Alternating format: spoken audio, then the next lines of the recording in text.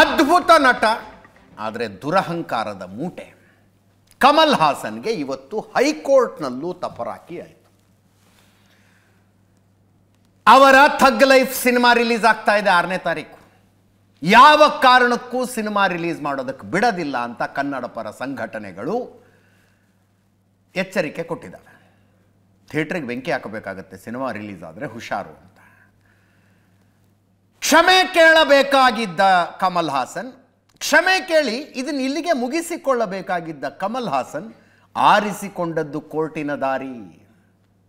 ಕೋರ್ಟಿನ ದಾರಿ. ಕಾಂತಾರದಲ್ಲಿ ಡೈಲಾಗ್ ಬರುತ್ತಲ್ಲ, ಡೈಲಾಗ್ ಹೇಳಬೇಕು ಅನ್ಸುತ್ತೆ, ಕೋರ್ಟಿಗೆ ಹೋಗ್ತೀವಿ, ಕೋರ್ಟಿನ ಮೆಟ್ಲ ಮೇಲೆ ನಾವು ನಿರ್ಧಾರ ಮಾಡ್ತೀವಿ ಅಂತ. ಕೋರ್ಟ್ನಲ್ಲಿ ಮನವಿ ಏನು ಅಂದರೆ, ಸಿನಿಮಾ ರಿಲೀಸ್ ಮಾಡುವಾಗ ಭದ್ರತೆ ಕೊಡಬೇಕು ಪೊಲೀಸರಿಗೆ ಇನ್ಸ್ಟ್ರಕ್ಷನ್ಸ್ ಕೊಡಿ ನೀವು ಅಂತ. ಸರ್ಕಾರದ ಮೂಲಕ ಪೊಲೀಸರಿಗೆ ಇನ್ಸ್ಟ್ರಕ್ಷನ್ಸ್ ಕೊಡಿ, ನಾವು ಸಿನಿಮಾ ರಿಲೀಸ್ ಮಾಡ್ತೀವಿ, ಸಿನಿಮಾ ಥಿಯೇಟ್ರಿಗೆ ಇವ್ರು ಭದ್ರತೆ ಕೊಡಬೇಕು ಅಂತ. ಮಾಡೋದೆಲ್ಲ ಮಾಡ್ಕೊಂಡು ಇದೇನ್ರಯ್ಯ ನಮ್ಮ ಹತ್ರ ಬಂದಿದ್ದೀರಿ ಅಂತ ನ್ಯಾಯಪೀಠ ಗಂಭೀರವಾಗಿ ಕೇಳ್ತಿವತ್ತು. ವಾದಗಳು ಚೆನ್ನಾಗಿದ್ವು. ಕಮಲ್ ಹಾಸನ್ ಬೈದಿದ್ದಾರೆ, ಬಟ್ ಇಲ್ಲಿ ಬಂದಿರೋದು ಪ್ರೊಡ್ಯೂಸರು, ಕೋರ್ಟಿಗೆ ಪ್ರೊಡ್ಯೂಸರು, ದುಡ್ಡು ಹಾಕಿರೋರು ಪ್ರೊಡ್ಯೂಸರ್ ಅಲ್ವಾ ಅಂತ ಕೇಳಿದ್ರು. ಅವರ ಅಡ್ವೊಕೇಟು ವಾದ, ಕಮಲ್ ಹಾಸನ್ ಕನ್ನಡಿಗರಿಗೆ ಬೇಜಾರಾಗೋ ಥರ ಬೈದಿದ್ದಾರಪ್ಪ, ಬಟ್ ಸಿನಿಮಾಗೆ ದುಡ್ಡು ಹಾಕಿರೋರು ಯಾರು? ಪ್ರೊಡ್ಯೂಸರ್ ಇಲ್ಲಿಗೆ ಬಂದಿದ್ದಾರೆ, ಪ್ರೊಡಕ್ಷನ್ ಹೌಸ್ ಬಂದಿದೆ, ಪ್ರೊಡಕ್ಷನ್ ಹೌಸನ್ನು ಅಳಲನ್ನು ನೀವು ಕೇಳಿಸ್ಕೋಬೇಕಲ್ವಾ ಅಂತ ಕೇಳಿದರು. ಜಸ್ಟಿಸ್ ನಾಗಪ್ರಸನ್ನರು ಈ ಸಿನಿಮಾದ ಪ್ರೊಡ್ಯೂಸರ್ ಯಾರು ಅಂತ ಕೇಳಿದ್ರು. ನೋಡಿದರೆ ಕಮಲ್ ಹಾಸನ್ನೇ. ರಾಜ್ ಕಮಲ್ ಅನ್ನುವಂಥ ಪ್ರೊಡಕ್ಷನ್ ಹೌಸ್ ಹೆಸರಿನಲ್ಲಿ ಅರ್ಜಿ ಹಾಕಿದ್ದಾರೆ. ರಾಜ್ ಕಮಲ್ ಯಾರ್ದು ಅಂದ್ರೆ ಕಮಲ್ ಹಾಸನ್ನದೇ. ಅನುಭವಿಸಿ ಹಂಗಿದ್ರೆ. ಇವತ್ತು 2 ಹಂತಗಳಲ್ಲಿ ಈ ಅರ್ಜಿ ವಿಚಾರಣೆ ನಡೀತು. ಯೂಟ್ಯೂಬ್ನಲ್ಲಿ ಸರ್ಚ್ ಮಾಡಿದರೆ ಸಿಗುತ್ತೆ ನಿಮಗೆ. ಈ ವಿಡಿಯೋಗಳನ್ನು ಪ್ರಸಾರ ಮಾಡುವ ಬಗ್ಗೆ ನಮಗೊಂದು ಸ್ವಲ್ಪ ಕನ್ಫ್ಯೂಷನ್ಸ್ ಅದಾವೆ, ಮಾಡಬೇಕು ಮಾಡಬಾರ್ದು ಅಂತ. ಅದರ್ವೈಸ್ ತೋರಿಸ್ಬೇಕಾಗಿತ್ತು ನಿಮಗೆ. 6 ಕೋಟಿ ಕನ್ನಡಿಗರ ಪ್ರತಿನಿಧಿಯಂತೆ ಇವತ್ತು ನ್ಯಾಯಮೂರ್ತಿಗಳು ಮಾತಾಡಿದ್ರು. ಜಸ್ಟಿಸ್ ನಾಗಪ್ರಸನ್ನರ ಮಾತುಗಳು, ಎಚ್ಚರಿಕೆಗಳ ಹಂಗಿದ್ವು. ನೆಲ ಜಲ ಭಾಷೆ ಅನ್ನೋದು ಸೆನ್ಸಿಟಿವ್ ವಿಷಯ. ಈ ವಿಷಯದ ಬಗ್ಗೆ ಮಾತನಾಡುವಾಗ ಮೈ ಮೇಲೆ ಎಚ್ಚರ ಇರಬೇಕು. He is not a linguist, ಭಾಷಾ ತಜ್ಞ ಅಲ್ಲ, ಇತಿಹಾಸ ತಜ್ಞನೂ ಅಲ್ಲ. ಹಂಗಿದ್ದಾಗ ಮನಸ್ಸಿಗೆ ಬಂತು ಅಂತೇನೋ ಹೇಳಿಕೆ ಕೊಟ್ಬಿಡದ? ರಾಜಗೋಪಾಲಾಚಾರಿ 1950 ಇದೇ ತಪ್ಪು ಮಾಡಿದ್ರು. ಕನ್ನಡ ಹುಟ್ಟಿದ್ದು ತಮಿಳಿನಿಂದ ಅಂತ ಹೇಳಿದ್ರು. ನ್ಯಾಯಪೀಠ ಹೇಳಿದ್ದು ಇವತ್ತಿದನ್ನು. ರಾಜಗೋಪಾಲಾಚಾರಿ ಒಬ್ಬ ಭಾಷಾ ತಜ್ಞ ಹಂಗೆ ಹೇಳಿದಾಗ ಯಾವಾಗ ಕನ್ನಡಿಗರು ಆಕ್ರೋಶ ವ್ಯಕ್ತಪಡಿಸಿದ್ರಲ್ಲ, ರಾಜಗೋಪಾಲಾಚಾರಿ ಕ್ಷಮೆ ಕೋರಿದ್ರು. ತಪ್ಪು ಮಾಹಿತಿಯಿಂದ ನಾನು ಹಿಂಗೆ ಹೇಳಿದ್ದೆ, ಐ ಆಮ್ ಸಾರಿ ಅಂದರು. ಕಮಲ್ ಹಾಸನ್ ತಮ್ಮ ಪರವಾಗಿ ಇವತ್ತೊಂದು ಲೆಟರ್ ಕೊಟ್ಟಿದ್ರು ನ್ಯಾಯಪೀಠಕ್ಕೆ. ಒಂದು ಪತ್ರ ಇದೆ ನೋಡಿ ಅಂತ. ಪತ್ರ ನೋಡಿದ ನ್ಯಾಯಮೂರ್ತಿಗಳು ಹೇಳಿದ್ರು, ಅಲ್ರಿ ಇಡೀ ಪತ್ರದಲ್ಲಿ ಒಂದು ಕ್ಷಮಾಪಣೆ ಅನ್ನುವ ಶಬ್ದ ಇಲ್ಲಲ್ಲ ಅಂತ. ಐ ಅಪಾಲಜೈಸ್, ನಾನು ಕ್ಷಮೆ ಕೋರುತ್ತೇನೆ, ವಿಷಾದ ಏನಿಲ್ಲ ಅದರಲ್ಲಿ. ಕ್ಷಮೆ ಕೋರೋ ತನಕ ಮುಂದಿನ ಮಾತೇ ಇಲ್ಲ ಅಂತ ಹೇಳ್ತು ನ್ಯಾಯಪೀಠ. ಉಳಿದೆಲ್ಲ ವಿಷಯ ಬಂತು. ಏನು ವಾದ ಮಾಡಿದ್ರು ಇವರು? ಈಗ ಸಿನಿಮಾ ನೋಡಬೇಕು ಅಂತ ಕೆಲವರು ಇದ್ದಾರಪ್ಪ, ಅವ್ರದ್ದು ಹಕ್ಕಲ್ವಾ ಒಂದು ಸಿನಿಮಾ ನೋಡುವಂಥದ್ದು? ಅವರ ಹಕ್ಕನ್ನು ನ್ಯಾಯಪೀಠ ಎತ್ತಿ ಹಿಡಿಬೇಕು ಅಂತ ಯಾರ್ದು? ಕಮಲ್ ಹಾಸನ್ ಪರ ವಕೀಲರ ವಾದ. ಸಿನಿಮಾ ಪ್ರೇಮಿಯೊಬ್ಬ ಕಮಲ್ ಹಾಸನ್ರ ಸಿನಿಮಾ ನೋಡಬೇಕು ಅಂತ ಕಾಯ್ತಾ ಕೂತ್ಕೊಂಡಿದ್ದಾನೆ. ಆ ಸಿನಿಮಾ ನೋಡುವಂಥದ್ದು ಆತನ ಹಕ್ಕು. ಕರ್ನಾಟಕದಲ್ಲಿ ಸಿನಿಮಾ ನೋಡುವಂಥದ್ದು, ಕರ್ನಾಟಕದಲ್ಲಿ ಥಗ್ ಲೈಫ್ ಸಿನಿಮಾ ನೋಡುವಂಥದ್ದು ಆತನ ಹಕ್ಕು. ಆ ಹಕ್ಕನ್ನು ಹೈಕೋರ್ಟ್ ಎತ್ತಿ ಹಿಡಿಬೇಕು ಅಂದರು. ಅದಕ್ಕೆ ನಾಗಪ್ರಸನ್ನರು ಹೇಳಿದರು, ಸಿನಿಮಾ ನೋಡ್ಬೇಕನ್ನೋರು ಅರ್ಜಿ ಹಾಕಲಿ, ಆ ಅರ್ಜಿ ವಿಚಾರಣೆ ಮಾಡುವಾಗ ಏನು ತೀರ್ಪು ಕೊಡಬೇಕೋ ಕೊಡೋಣಂತೆ. ಸದ್ಯಕ್ಕೆ ಇದು ಪ್ರೊಡ್ಯೂಸರ್ ಹಾಕಿರುವಂಥ ಅರ್ಜಿ ಅಂತ. ಒಂದು ಹಂತದಲ್ಲಿ ಅವರು ಹೇಳ್ತಾರೆ, ಥಗ್ ಲೈಫ್ ಸಿನಿಮಾ ನಾನು ನೋಡೋಣ ಅಂದ್ಕೊಂಡಿದ್ದೆ ರೀ, ಈ ವಿವಾದದಿಂದಾಗಿ ನೋಡಬಾರ್ದು ಅಂತ ಡಿಸೈಡ್ ಮಾಡಿದ್ದೀನಿ ಅಂತ. ವಿವಾದದಿಂದಾಗಿ ನೋಡಬಾರ್ದು ಅಂತ ಡಿಸೈಡ್ ಮಾಡಿದ್ದೀನಿ. ನ್ಯಾಯಪೀಠದ ಇಷ್ಟ ಇದ್ದದ್ದು ಯಾಕೆ ಕ್ಷಮೆ ಕೋರೋದಿಲ್ಲ ನೀವು ಅಂತ. ಧ್ಯಾನ್ ಚಿನ್ನಪ್ಪ ಕಮಲ್ ಹಾಸನ್ ಪರ ವಕೀಲರ ವಾದ. ಕಮಲ್ ಹಾಸನ್ ಹೇಳಿಕೆ ವಿರೋಧಿಸಿ ಸಿನಿಮಾನ ವಿರೋಧಿಸ್ತಾ ಇದ್ದಾರೆ. ಹೀಗಾಗಿ ಸಿನಿಮಾಗೆ ನೀವು ಭದ್ರತೆ ಕೊಡಬೇಕು, ಥಿಯೇಟ್ರಿಗೆ ಭದ್ರತೆ ಕೊಡಬೇಕು ಅಂತ ಜಸ್ಟಿಸ್ ನಾಗಪ್ರಸನ್ನರು ಕೇಳಿದ್ರು. ಕಮಲ್ ಹಾಸನ್ ಕ್ಷಮೆ ಕೇಳಿದಾರಾ? ಕ್ಷಮೆ ಕೇಳಿದ್ರೆ ಅವರ ಮನವಿಯನ್ನು ನಾವು ಪರಿಗಣಿಸ್ತೀವಿ. ನೆಲ ಜಲ ಭಾಷೆಯ ಬಗ್ಗೆ ಕನ್ನಡಿಗರಿಗೆ ಒಂದು ಭಾವನೆ ಇದೆ. ಯಾವುದೇ ಒಂದು ಭಾಷೆ ಇನ್ನೊಂದು ಭಾಷೆಯಿಂದ ಹುಟ್ಟಿದೆ ಅಂದರೆ ಹೆಂಗೆ? ಕ್ಷಮೆ ಕೇಳಲಿ, ನಂತರ ಮನವಿ ಪರಿಗಣಿಸೋಣ. ಕನ್ನಡ ತಮಿಳಿನಿಂದ ಹುಟ್ಟಿದೆ ಅನ್ನೋದಕ್ಕೆ ಇವರೇನು ಇತಿಹಾಸಕಾರರ? ಹಿಂದೆ ರಾಜಗೋಪಾಲಾಚಾರಿ ಕೂಡ ಕ್ಷಮೆ ಕೇಳಿದ್ರು. ಇವತ್ತಿನ ಪರಿಸ್ಥಿತಿ ನಿರ್ಮಾಣಕ್ಕೆ ಇವರೇ ಕಾರಣ. ಅಂದರೆ ಇವರೊಂದು ಹೇಳಿಕೆ ಕೊಟ್ಟು ಭದ್ರತೆ ಇಲ್ಲ ಅನ್ನುವ ಪರಿಸ್ಥಿತಿಯನ್ನು ನಿರ್ಮಿಸಿಕೊಂಡು ಈಗ ಭದ್ರತೆ ಕೇಳಿಕೊಂಡು ಕೋರ್ಟಿಗೆ ಬಂದಿದ್ದಾರೆ ಇವರು. ಆದರೆ ಕ್ಷಮೆ ಕೇಳದೆ ಆಟಿಟ್ಯೂಡ್ ತೋರಿಸ್ತಾ ಇದ್ದೀರಿ. ನೀವೇ ಈ ಪರಿಸ್ಥಿತಿ ನಿರ್ಮಾಣ ಮಾಡಿ ಭದ್ರತೆ ಕೇಳ್ತಾ ಇದ್ದೀರಿ. ಈ ರೀತಿ ಕನ್ನಡದ ಭಾವನೆಗೆ ಧಕ್ಕೆ ತರೋದನ್ನು ಒಪ್ಪೋದಿಲ್ಲ. ಹಿಂಗಿದ್ರೆ ಕರ್ನಾಟಕದಲ್ಲಿ ಸಿನಿಮಾ ಯಾಕೆ ರಿಲೀಸ್ ಮಾಡ್ತೀರಿ ನೀವು ಅಂತ. ಕನ್ನಡಿಗರ ಭಾವನೆಯ ಬಗ್ಗೆ ಗೌರವ ಇಲ್ಲ, ಬಟ್ ಕನ್ನಡಿಗರ ದುಡ್ಡು ಬೇಕು ಅಂದರೆ ಅದರಲ್ಲಿ ಬರೆದಿದ್ರು 300 ಕೋಟಿ ಹಾಕಿ ಸಿನಿಮಾ ಮಾಡಿಬಿಟ್ಟಿದ್ದೀವಿ. ನಂಗೆ ಮರ್ತೋಯ್ತದು. ಮಣಿರತ್ನಂ ಕಮಲ್ ಹಾಸನ್ ಸೇರಿಕೊಂಡು ಸುಮಾರು ವರ್ಷಗಳ ನಂತರ ಈ ಸಿನಿಮಾ ಮಾಡಿದಾರಂತೆ. ಅದೆಲ್ಲ ಬರೆದಿದ್ರು. ಈ ಸಿನಿಮಾ ಕರ್ನಾಟಕದಲ್ಲಿ ರಿಲೀಸ್ ಆಗೋದು ಎಷ್ಟು ಇಂಪಾರ್ಟೆಂಟು ಅಂತ. ಇಂತಿಂಥ ಕಾರಣಕ್ಕಾಗಿ 300 ಕೋಟಿ ಹಾಕಿ ಸಿನಿಮಾ ಮಾಡಿಬಿಟ್ಟಿದ್ದಾರೆ. ತಪ್ಪಾಯಿತು ಅಂತ ಹೇಳೋದಕ್ಕಾಗೋದಿಲ್ವಾ? ಒಂದು ಕಮಲ್ ಹಾಸನ್ ಪರ ವಕೀಲರು ಹೇಳಿದ್ರು, ಸಿನಿಮಾ ನೋಡೋದು ಎಲ್ಲರ ಮೂಲಭೂತ ಹಕ್ಕು, ಆದ್ದರಿಂದ ನೀವು ಅವರಿಗೆ ಭದ್ರತೆ ಕೊಡಬೇಕು ಅಂತ. ಭದ್ರತೆ ಬೇಕಾ ಬೇಡವಾ ಅನ್ನೋದನ್ನು ಹೇಳ್ತೀವಿ ನಾವು. ಅಂದರೆ ಮೂಲಭೂತ ಹಕ್ಕು ಉಲ್ಲಂಘನೆ ಆಗುತ್ತಾ ಅದೆಲ್ಲದರ ಬಗ್ಗೆ ತೀರ್ಪನ್ನು ಕೊಡ್ತೀವಿ. ಕ್ಷಮೆ ಕೋರ್ತಾರಾ ಇಲ್ಲ ಅಷ್ಟು ಹೇಳಿ ನೀವು ಫಸ್ಟು ಅಂತ ಅಂಥೇಳಿ 2:15 ಪ್ರಕರಣವನ್ನು ಮುಂದೂಡಲಾಯಿತು. ಮಧ್ಯಾಹ್ನ 2:15 ನಂತರ ಮತ್ತೆ ಸೇರೋಣ ಅಂತ. ಆವಾಗಲೇ ಹೇಳಿದ್ದು ಜಸ್ಟಿಸ್ ನಾಗಪ್ರಸನ್ನ, ನಾನು ಈ ಸಿನಿಮಾ ನೋಡಬೇಕು ಅಂದ್ಕೊಂಡಿದ್ದೆ, ಈ ವಿವಾದದಿಂದಾಗಿ ನೋಡೋದಕ್ಕೆ ಸಾಧ್ಯ ಇಲ್ಲ. ಇನ್ನೊಬ್ಬರ ಭಾವನೆಯ ಮೇಲೆ ಸವಾರಿ ಮಾಡಬಾರ್ದು. 300 ಕೋಟಿ ಸಿನಿಮಾ ಅಂತಿದ್ದೀರಿ, ಕ್ಷಮೆ ಯಾಚನೆ ಮಾಡಿ ಹಂಗಿದ್ರೆ ಅಂತ. ಮಧ್ಯಾಹ್ನ 2:15 ಮತ್ತೆ ಅಸೆಂಬಲ್ ಆದಾಗ ಕೋರ್ಟು ಕಮಲ್ ಹಾಸನ್ರಿಗೆ ಮಾಹಿತಿ ಕೊಟ್ಟಿದ್ದೀವಿ, ಅವರಿಂದ ಏನೂ ಸೂಚನೆ ಬಂದಿಲ್ಲ ಅಂತ. ಜೊತೆಗೆ ಫಿಲಮ್ ಚೇಂಬರ್ಗೆ ಕಮಲ್ ಹಾಸನ್ ಬರೆದಿರೋ ಪತ್ರನೂ ಓದಿದ್ರು. ಆವಾಗಲೇ ನಾಗಪ್ರಸನ್ನರು ಹೇಳಿದರು, ಇದರಲ್ಲಿ ಈ ಪತ್ರದಲ್ಲಿ ಕ್ಷಮೆ ಅನ್ನೋ ಶಬ್ದನೇ ಇಲ್ವಲ್ಲ. ಹೇಳಿಕೆಯಲ್ಲಿ ಯಾವುದೇ ದುರುದ್ದೇಶ ಇರಲಿಲ್ಲ. ಕಮಲ್ ಹಾಸನ್ ಪರ ವಕೀಲರ ವಾದ ಇದು. ಕನ್ನಡದ ಬಗ್ಗೆ ಕಮಲ್ ಹಾಸನ್ ತಮಗಿರೋ ಅಭಿಪ್ರಾಯ ಹೇಳಿದ್ದಾರೆ. ಕನ್ನಡದ ಬಗ್ಗೆ ಪ್ರೀತಿ ಮತ್ತು ಅಭಿಮಾನ ಇದೆ ಅಂತ.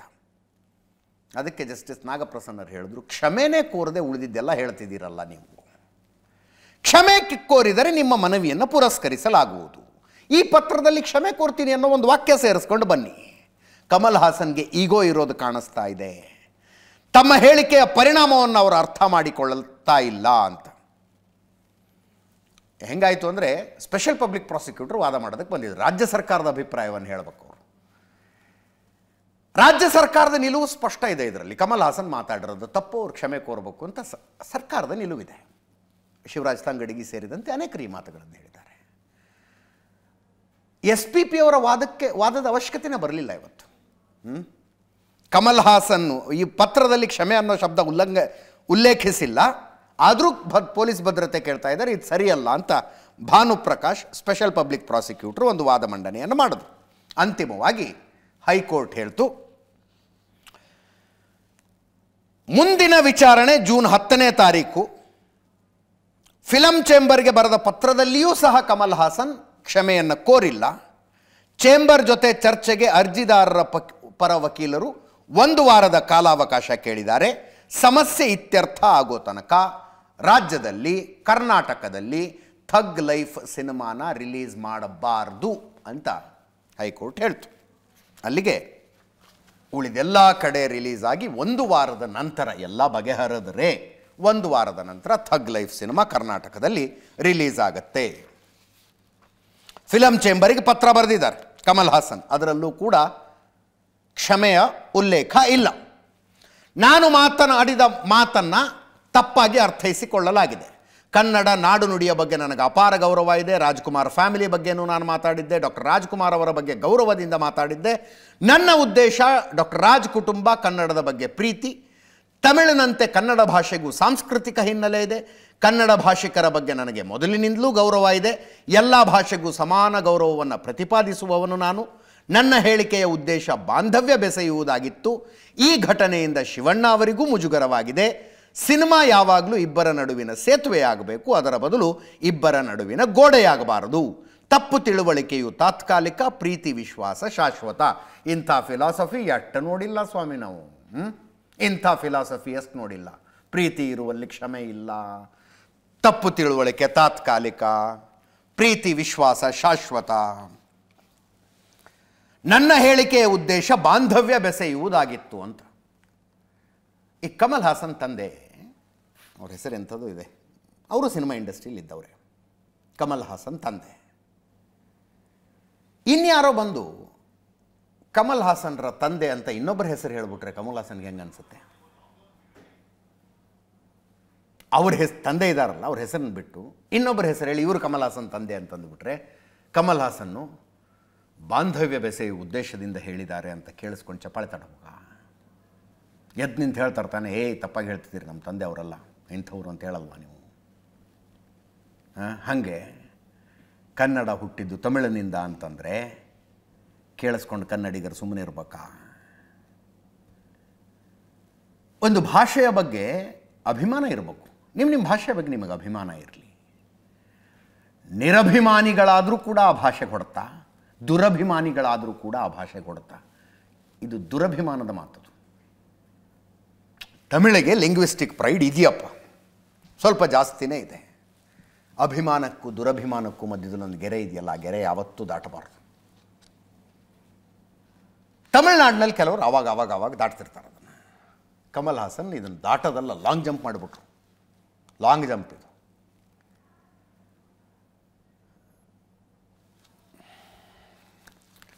ಫಿಲಮ್ ಚೇಂಬರು, ಇವರು ಬಿಡಿ, ಇವರು ಅದು ನಿರ್ಧಾರಕ್ಕೂ ಬರೋದಿಲ್ಲ, ಅಲ್ಲಿಗೆ ಬಿಡೋದು ಇಲ್ಲ. ಈ ಫಿಲಮ್ ಚೇಂಬರು, ಅದ್ರ ಉದ್ದೇಶ ಏನೋ, ಗುರಿ ಏನೋ, ಅದು ಯಾಕಿದೆಯೋ. ನರಸಿಂಹಲು ಮಾತಾಡಿದ್ದಾರೆ, ಫಿಲಮ್ ಚೇಂಬರ್ ಅಧ್ಯಕ್ಷರು. ಕ್ಷಮೆ ಕೇಳಬೇಕು, ಕ್ಷಮೆ ಕೇಳಿದ್ರೆ ಮಾತ್ರ ಕಮಲ್ ಹಾಸನ್ ಜೊತೆಗೆ ಮಾತುಕತೆ ಅಂತ. ಕೇಳಿಸ್ಕೊಡಿ ಸರ್. ಸಂಧಾನಕ್ಕೆ ಬಂದಾಗ ನಿಮ್ದು ಏನು ವಿಷಯ ಅಂತ ಕೇಳ್ತೀವಿ ಸರ್. ಒಂದು ವಿಷಯ ಒಂದು ಸಾರಿ ಅಂತ ಹೇಳಿದರೆ ನಾವು ಯಾವುದೋ ರೀತಿಯ ಮುಂದಿನ ನಡೆ ಅಂತ ಹೇಳ್ತೀವಿ. ಇಲ್ಲ ಸರ್, ಖಂಡಿತ ಇಲ್ಲ. ನಾವು ಅದು ಕ್ಷಮೆ ಕೇಳಲೇಬೇಕಂತೇಳಿ ನಮ್ಮೆಲ್ಲರ ನಿಲುವು ಸರ್. ಇದು ಖಂಡಿತ ಸರ್. ಫಸ್ಟ್ ಸಾರಿ, ಆಮೇಲೆ ಸಂಧಾನ, ಯಾರೇ ಬರಲಿ ಅಷ್ಟೇ ಸರ್ ನಮ್ಮ ನಿಲುವು ಅಷ್ಟೇ. ಇದೊಂದು ಕಡೆ ಕೋರ್ಟಲ್ಲಿ ಇರೋದ್ರಿಂದ ನಾವು ಯಾವುದೇ ರೀತಿಯ ತೀರ್ಮಾನ ತಗೊಳ್ಳೋದಿಲ್ಲ. ಅವರೇ ಮುಂದಕ್ಕೆ ಹೋಗಿದ್ದಾರೆ ಸಿನಿಮಾ ಬಗ್ಗೆ ಮಾತಾಡೋದಾದ್ರೆ, ಹಾಗಾಗಿರೋದ್ರಿಂದ ಕೋರ್ಟ್ ತೀರ್ಮಾನ ಮಾಡಲಿ ಇದನ್ನು. ಈ ಕಮಲ್ ಹಾಸನ್ರ ವಿಷಯದಲ್ಲಿ ಪಾಪ ಧರ್ಮ ಸಂಕಟ ಅಂತಿರೋದು ಶಿವರಾಜ್ ಕುಮಾರ್ ಸಮ್ಮುಖದಲ್ಲಿ ಹೇಳಲಾದಂಥ ಮಾತದು. ಒದಾಡ್ತಿದ್ದಾರೆ ಅವ್ರು ನಿಲುವನ್ನು ತೆಗೆದುಕೊಳ್ಳೋದಕ್ಕಾಗದೆ. ಯಾಕೆ ಸ್ವಾಮಿ? ಬಾಂಧವ್ಯ ಇರ್ತವೆ, ವೈಯಕ್ತಿಕ ಬಾಂಧವ್ಯ. ಆದರೆ ನೆಲ ಜಲ ಭಾಷೆ ಬಂದಾಗ ವೈಯಕ್ತಿಕ ಬಾಂಧವ್ಯಗಳೆಲ್ಲವೂ ಪಕ್ಕಕ್ಕೆ. ನಾನು ಹೇಳೋದು ತಿಕ್ಕಾಟ ಬಂದಾಗ, ವೈಯಕ್ತಿಕ ಆತ್ಮೀಯತೆಗೂ ವೈಯಕ್ತಿಕ ಬಾಂಧವ್ಯಕ್ಕೂ ನೆಲ ಜಲ ಭಾಷೆಗೂ ತಿಕ್ಕಾಟಗಳು ಬಂದಾಗ ಇವನ್ನೆಲ್ಲ ಪಕ್ಕಕ್ಕಿಡೋದಷ್ಟೇ. ಹಾಗೆ ನಮ್ಮ ಡಿ ಕೆ ಶಿವಕುಮಾರ್ ಅವರು ಮಾತನಾಡಿದ್ದು ಕೂಡ ಮೊನ್ನೆ ಸ್ವಲ್ಪ ಸಾಫ್ಟ್ ಕಾರ್ನರ್ ತೋರಿಸ್ದಂಗಿತ್ತು. ಅಂದರೆ ಇನ್ಯಾಕೆ ಎಷ್ಟು ಇಳಿತೀರಿ ಅನ್ನೋ ಥರ ಇವತ್ತು ಕ್ಲಾರಿಫೈ ಮಾಡೋದಕ್ಕೆ ಹೊರಟಿದ್ದಾರೆ ಅವರು. ನಾನೇನು ಕಮಲ್ ಹಾಸನ್ ಪರ ಸಾಫ್ಟ್ ಅಲ್ಲ ರೀ, ಭಾಷೆ ಜಾತಿ ರಾಜ್ಯಗಳಿಗೆ ಜಗಳ ಮಾಡಿಸೋದಕ್ಕಾಗತ್ತಾ? ಯಾವುದೋ ಒಂದು ರೂಪಕ್ಕೆ ತಿರುಗಿದ್ರೆ ಯಾರು ಹೊಣೆ? ಕಮಲ್ ಹಾಸನ್ ತಪ್ಪು ಮಾಡಿದ್ದಾರೆ, ಕ್ಷಮೆ ಕೇಳ್ತಾರೆ ಅಂತ ವಿಜೇಂದ್ರ ಅವರು ಕೂಡ ಮಾತಾಡಿದ್ದಾರೆ, BJP ರಾಜ್ಯಾಧ್ಯಕ್ಷರು. ಕಮಲ್ಗೆ ತಮಿಳು ಭಾಷೆ ಮೇಲೆ ಪ್ರೀತಿ ಇರಬಹುದು, ಸರಿಯಾದ ಮಾಹಿತಿ ಇಲ್ಲದೆ ಹೇಳಿದ್ದು ಅಕ್ಷಮ್ಯ ಅಪರಾಧ, ಉದ್ದಟತನಕ್ಕೆ ಕ್ಷಮೆ ಕೋರ್ಲಿ. ಇವತ್ತು ಹೈಕೋರ್ಟ್ ಹೇಳಿದ್ದು ಸ್ವಾಗತಾರ್ಹ, ಕಮಲ್ ಮಾಡಿದ ತಪ್ಪನ್ನು ತಿದ್ದುಕೊಂಡು ಕ್ಷಮೆ ಯಾಚನೆ ಮಾಡಲಿ ಅಂತ. ಕೇಳಿಸ್ಕೊಳ್ಳಿ. ಸೊ ನಾವೆಲ್ಲ ದ್ರಾವಿಡ ಭಾಗಕ್ಕೆ ಸೇರಿದಂಥವ್ರು. ನಾವು ಭಾಷೆ ಮಾತಾಡ್ಬೇಕಾದ್ರೆ ತೆಲುಗುದು ಕೆಲವು ಅಕ್ಷರಗಳು ಕಾಣ್ತದೆ, ತಮಿಳು ಮಾತಾಡ್ಬೇಕಾದ್ರೆ ಕೆಲವು ಅಕ್ಷರಗಳು ಬರ್ತದೆ. ಕಮಲ್ ಹಾಸನ್ ಸಾಫ್ಟ್ ಅಲ್ಲ ರೀ. ಇದು ಭಾಷೆಗೆ ಜಾತಿಗೆ ರಾಜ್ಯಕ್ಕೆ ಜಗಳ ಮಾಡ್ಸೋಕ್ಕಾಗ್ತದ? ಬೆಳಗ್ಗೆ ಸಾಯಂಕಾಲ ಇಲ್ಲಿರೋಂಥ ಜನಕ್ಕೆ ಯಾವುದೋ ಒಂದು ರೂಪಕ್ಕೆ ಏನಾದ್ರು ತಿರುಗಿದ್ರೆ ಯಾರು ಹೊಣೆ? ಆಯಿತು, ಅವ್ರು ತಪ್ಪು ಮಾಡಿದ್ರೆ ಅವ್ರು ಕ್ಷಮಾಪಣೆ ಕೇಳ್ತಾರೆ, ಅದು ಎಲ್ಲೆಲ್ಲಿಗೋ ತೀರ್ಬಾರ್ದು. ಕಮಲ್ ಹಾಸನ್ನು ಒಬ್ಬ ಖ್ಯಾತ ನಟ. ತಮಿಳು ಭಾಷೆ ಬಗ್ಗೆ ಅವರ ಪ್ರೀತಿ ಅರ್ಥ ಆಗ್ತದೆ, ಆದರೆ ಅದರ ನೆಪದಲ್ಲಿ ಇವತ್ತು ಕನ್ನಡಕ್ಕೆ ಅಪಮಾನ ಮಾಡ್ತಕ್ಕಂಥದ್ದು ಖಂಡಿತ ಸರಿಯಲ್ಲ. ಹಾಗಾಗಿ ಈಗಲೂ ಕೂಡ ಕಾಲ ಮಿಂಚಲು ಅವಿವೇಕತನದ ವರ್ತನೆಯನ್ನು ಬಿಟ್ಟು ಕನ್ನಡಿಗರಿಗೆ ಕ್ಷಮೆಯನ್ನು ಯಾಚಿಸಬೇಕಾಗ್ತದೆ ಕಮಲ್ ಹಾಸನ್ ಅವರು. ಈಗ ನೋಡಿದೆ ನಾನು ಡಿ ಶ್ರೀನಿವಾಸನ್ ಅಂತ ಕಮಲ್ ಹಾಸನ್ ತಂದೆ. ಯಾರು ಹಿಂಗೆ ವೇದಿಕೆಯ ಮೇಲೆ ನಿಂತ್ಕೊಂಡು ಇನ್ಯಾವುದೋ ಹೆಸರು ಹೇಳಿ ಇವರು ಕಮಲ್ ಹಾಸನ್ ತಂದೆ ಅಂತಂದರೆ ಹೆಂಗೆ ಅನ್ಸುತ್ತೆ ಅವ್ರಿಗೆ? ಸಿಟ್ಟು ಬರಲ್ವಾ? ಸರಿಯಾದ ಮಾಹಿತಿ ತಿಳ್ಕೊಂಡು ಮಾತಾಡಬೇಕು ಅಂತ ಹೇಳೋದಿಲ್ವ ಅವರು? ಹಾಗೆ ಕನ್ನಡಿಗರಿಗೆ ಬಂದಿರುವ ಸಿಟ್ಟು. ಮುಂದಿನ ಸುದ್ದಿಗೆ ಹೋಗೋಣ. ತುಮಕೂರಿನಲ್ಲಿ ಮೊನ್ನೆ ನಡೆದ ಪ್ರತಿಭಟನೆ, ಹೇಮಾವತಿ ನದಿ ನೀರನ್ನು ಗುಬ್ಬಿ ಹತ್ರ ತಿರುಗಿಸಿ 24 TMC ಬರಬೇಕು ಅಂತ ಆ ಯೋಜನೆ ಇರೋದು. ಎಲ್ಲಿಗೆ? ತುಮಕೂರು ಜಿಲ್ಲೆಗೆ. ತುಮಕೂರು ಜಿಲ್ಲೆ 10 ತಾಲೂಕಿಗೆ. ಆ 24 TMC ಇನ್ನು ತನಕ ಬಂದಿಲ್ಲ ಒಂದು ಸಲನೂ. ಅದರಲ್ಲೇ 3 TMC ನೀರನ್ನು ಕುಣಿಗಲ್ಲಿಗೆ ಕೊಡುವಂಥ ಯೋಜನೆ ಶುರುವಾಗಿದೆ. ಅದರ ವಿರುದ್ಧ ತುಮಕೂರಿನಲ್ಲಿ ಪ್ರತಿಭಟನೆ. ಮೊನ್ನೆ ಜೋರು ಪ್ರತಿಭಟನೆ, ಒಂದು 20-25 ಸಾವಿರ ರೈತರು ಆಗ್ತಿದ್ರು ಏನು ಬೀದಿಗಿಳಿದು ಹೋರಾಡದಂಥವ್ರು. ಉಗ್ರ ಹೋರಾಟ ಅದು. ಪ್ರತಿಭಟನಾಕಾರನ ಅರೆಸ್ಟ್ ಮಾಡೋದಕ್ಕೆ ಬಸ್ ತಗೊಂಡು ಬಂದಿದ್ರು ಪೊಲೀಸರು, ಬಸ್ಸನ್ನೇ ಅಲ್ಲಾಡಿಸ್ಬಿಟ್ರು. ಕಾಮಗಾರಿ ನಡೀತಾ ಇದ್ದ ಜಾಗದಲ್ಲಿದ್ದಂಥ ಹಿಟಾಚಿಗಳು JCBಗಳ ಮೂಲಕ ಕಾಮಗಾರಿಗಾಗಿ ತೋಡಿದ್ದ ಕಾಲುವೆನ ಮುಚ್ಚಿಸಿದ್ರು ಪ್ರತಿಭಟನಾಕಾರರು. ಅಲ್ಲಿರೋ ಪೈಪ್ಗಳನ್ನೆಲ್ಲ ಒಳಗೆ ಹಾಕ್ಸಿದ್ರು. ಈಗ ಒಂದೊಂದೇ FIR ಹಾಕಕ್ಕೆ ಶುರು ಮಾಡಿದ್ದಾರೆ. 300 ಜನರ ಮೇಲೆ 16 FIR. 16 FIRಗಳ ಪೈಕಿ ಒಂದು FIRನಲ್ಲಿ 4 ಜನ ಸ್ವಾಮೀಜಿಗಳ ಹೆಸರಿದೆ. ಕೊಲೆ ಯತ್ನದ ಕೇಸ್ ಇದು. ಅವ್ರ ಮೇಲೆ ಹಾಕಿರೋದು ಅಟೆಂಪ್ಟ್ ಟು ಮರ್ಡರ್ ಸೆಕ್ಷನ್.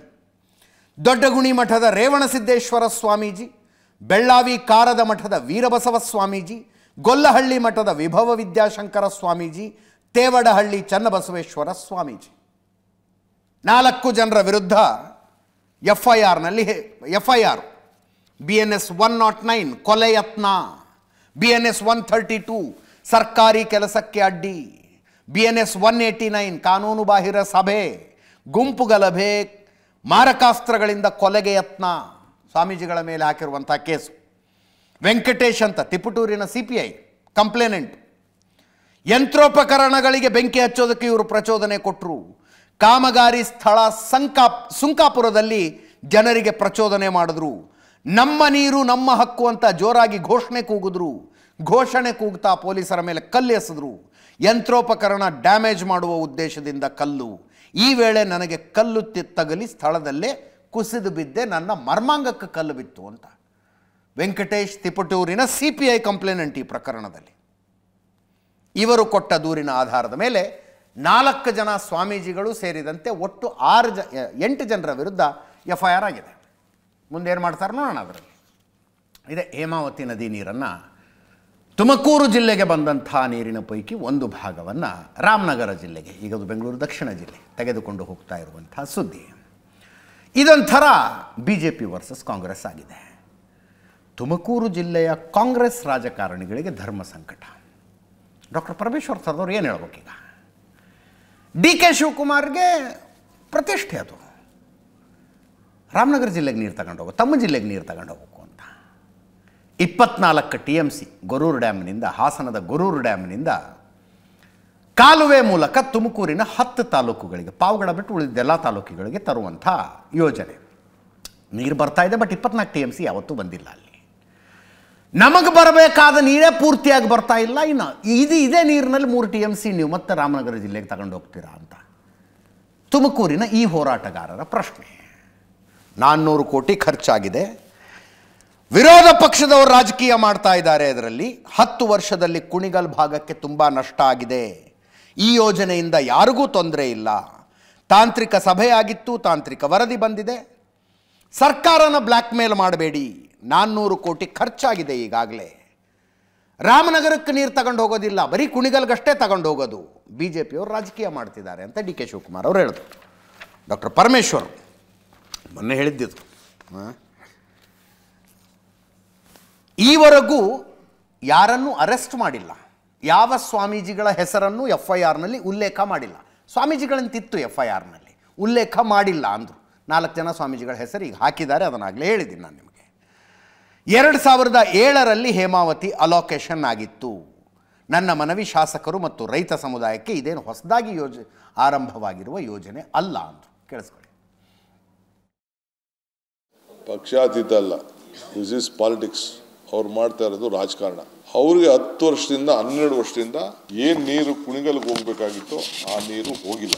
91% ಅವ್ರಿಗೆ ಲಾಸ್ ಆಗಿದೆ, ಕೊರತೆ. ಲಾಸ್ಟ್ 10 years ಸ್ಟ್ರಾಟಜಿಸ್ ಯಾವಾಗೂ ಕೂಡ ಅವ್ರಿಗೆ ಹೋಗಿಲ್ಲ. ಸೊ ಆ ದೃಷ್ಟಿಯಿಂದ ಇವತ್ತು ನಾವು ಅದನ್ನು ತೆಗೆದುಕೊಳ್ಬೇಕು ಅಂತ ತೆಗೆದುಕೊಂಡಿದ್ದೇವೆ. ಯಾರಿಗೂ ಏನು ಇದರಿಂದ ಅನ್ಯಾಯ ಏನು ಆಗ್ತಾ ಇಲ್ಲ.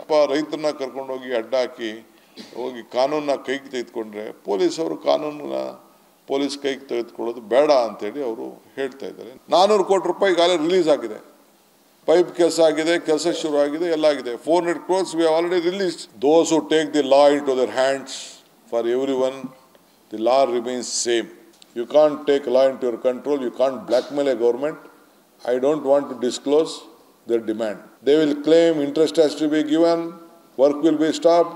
Because BJP government stopped it, again more than 400 crores has been enhanced. We don't want any water to Ramnagar, I am telling you. I don't want any water to Ram. ಯಾರನ್ನು ಇಲ್ಲಿವರೆಗೂ ಅರೆಸ್ಟ್ ಮಾಡಿಲ್ಲ. ಯಾವ ಸ್ವಾಮೀಜಿಯ ಹೆಸರು ಕೂಡ FIR ನಲ್ಲಿ ಇಲ್ಲ. ಸ್ವಾಮೀಜಿಗಳಷ್ಟೇ ಅಂತೇಳಿ ನಮೂದನೆ ಮಾಡಿದ್ದಾರೆ ಬಿಟ್ಟರೆ ಯಾವ ಸ್ವಾಮೀಜಿ ಅಂಥೇಳಿ ಹೆಸರುಗಳನ್ನು ಕೂಡ ನಮೂದಿಸಿಲ್ಲ. ನನ್ನ ಮನವಿ ಮಾನ್ಯ ಶಾಸಕರುಗಳಿಗೆ, ರೈತ ಸಮುದಾಯಕ್ಕೆ, ಇವತ್ತು ಈ ಪ್ರಾಜೆಕ್ಟ್ ಹೊಸದಾಗಿ ಪ್ರಾರಂಭ ಆಗಿದ್ದಂಥದ್ದಲ್ಲ. 2007ರಲ್ಲಿ ಏನು ಹೇಮಾವತಿ ಅಲೋಕೇಶನ್ ಆಗಿದೆ. ನಿನ್ನೆ ಹೋಮ್ ಮಿನಿಸ್ಟ್ರು ಯಾರನ್ನೂ ಅರೆಸ್ಟ್ ಮಾಡಿಲ್ಲ, ಯಾವ ಸ್ವಾಮೀಜಿ ಹೆಸರು FIRನಲ್ಲಿ ಇಲ್ಲ ಅಂತ ಹೇಳಿದ 1 ತಾಸಿಗೆ ನಮಗೆ FIR ಕಾಪಿ ಸಿಕ್ಕಿದೆ. ಅದರಲ್ಲಿ ಸ್ವಾಮೀಜಿ ಹೆಸರಿದೆ. ಅಂದರೆ ಹೋಮ್ ಮಿನಿಸ್ಟ್ರಿಗೆ ಗೊತ್ತಿರೋದಿಲ್ವಾ ಅಂತ ಮಾಹಿತಿ. Home minister is clueless. ಇಲ್ಲಿ ತನಕ 6 ಜನರನ್ನು ಅರೆಸ್ಟು ಮಾಡಿದ್ದಾರೆ ಆ ಕೇಸ್ನಲ್ಲಿ. BY ವಿಜಯೇಂದ್ರ ಇವತ್ತು ಅಲ್ಲಿಗೆ ಭೇಟಿ ಕೊಟ್ಟಿದ್ರು. BJP ರಾಜ್ಯಾಧ್ಯಕ್ಷರು. ನಾವು ರಾಜಕೀಯ ಮಾಡೋದಕ್ಕೆ ಬಂದಿಲ್ಲ, ಹೇಮಾವತಿ ತುಮಕೂರಿನ ಜನರ ಹಕ್ಕು, ಈ ಹಕ್ಕನ್ನು ಕಸಿಯುವ ಕೆಲಸ ರಾಜ್ಯ ಸರ್ಕಾರ ಮಾಡ್ತಾ ಇದೆ, ಅಕ್ಷಮ್ಯ ಇದು.